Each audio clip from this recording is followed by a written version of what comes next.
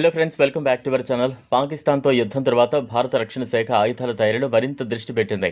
శత్రువులను ఎదుర్కొనేందుకు అత్యంత శక్తివంతమైన ఎయిర్ జెట్లతో పాటు ఆయుధాలను కూడా తయారు చేయడానికి సిద్ధమవుతోంది. రక్షణ రంగంలో స్వదేశీ తయారీని ప్రోత్సహించే దిశగా ఈ నిర్ణయం తీసుకున్నారు. తాజాగా స్టెల్త్ యుద్ధ విమానాల తయారీపై ముందడుగు వేసింది.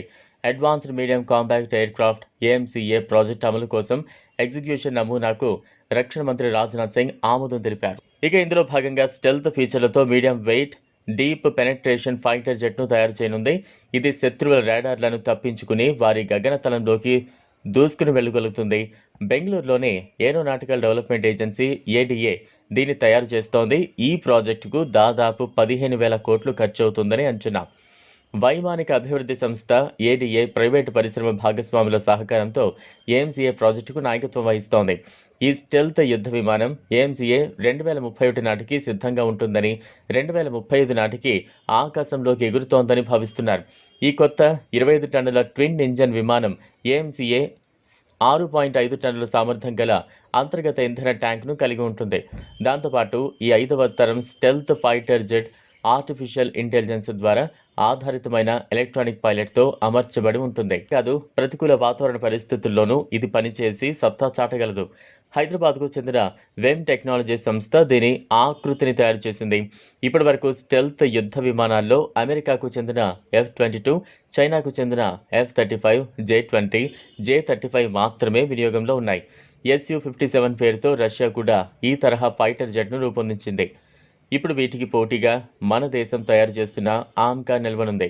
ఇదిలా ఉంటే ఆపరేషన్ సింధూర్తో భారత్ పాకిస్తాన్ మధ్య ఉద్రిక్తతలు ఏర్పడ్డాయి. భారత్ దాడితో పాకిస్తాన్ కాళ్ల బేరానికి వచ్చి కాల్పుల విరమణ ప్రతిపాదన చేసింది. దీంతో ఇరు దేశాల మధ్య కాల్పుల విరమణ చర్చలు ప్రారంభమయ్యాయి. అయితే రెండు దేశాల మధ్య తానే మధ్యవర్తిత్వం వహించారని అమెరికా అధ్యక్షుడు డొనాల్డ్ ట్రంప్ చెప్పడం తీవ్ర చర్చనీయాంశంగా మారింది. దీని తర్వాత ఆయన మరో వింత వాదన చేశారు. యుద్ధం ముగించకుంటే సుంకాల పేరుతో బెదిరింపుతోనే అమెరికా మధ్యవర్తిగా భారత్ పాక్ మధ్య కాల్పుల విరమణ కుదిరిందని చెప్పాడు. రెండు దేశాల మధ్య అమెరికా మధ్యవర్తిత్వానికి సహాయపడిందని డొనాల్డ్ ట్రంప్ అడ్మినిస్ట్రేషన్ అంతర్జాతీయ వాణిజ్య న్యాయస్థానం ముందు చెప్పింది. ట్రంప్ ప్రతిపాదించిన విస్తృత సుంకాలపై చట్టపరమైన ఎదురుదెబ్బ తగలకుండా ఉండటానికి అతడి అధికారులు కోర్టు ముందుకు చివరి ప్రయత్నంగా ఈ విషయాన్ని తీసుకొచ్చారు. అధ్యక్షుడి అధికారాలను పరిమితం చేసే ప్రతికూల తీర్పు భారతదేశం మరియు పాకిస్తాన్లో ట్రంప్ ఆఫర్ చెల్లుబాటును ప్రశ్నించేలా చేస్తోంది. ఇది మొత్తం ప్రాంతం యొక్క భద్రతకు మరియు లక్షలాది మంది జీవితాలకు ముప్పు కలిగిస్తోందని అమెరికా వాణిజ్య కార్యదర్శి హోవార్డ్ లుట్నిక్ కోర్టుకు తెలిపారు. ఈ వీడియో మీకు నచ్చినట్లయితే లైక్ చేయండి, షేర్ చేయండి, ఛానల్ను సబ్స్క్రైబ్ చేసుకోండి. Thanks for watching.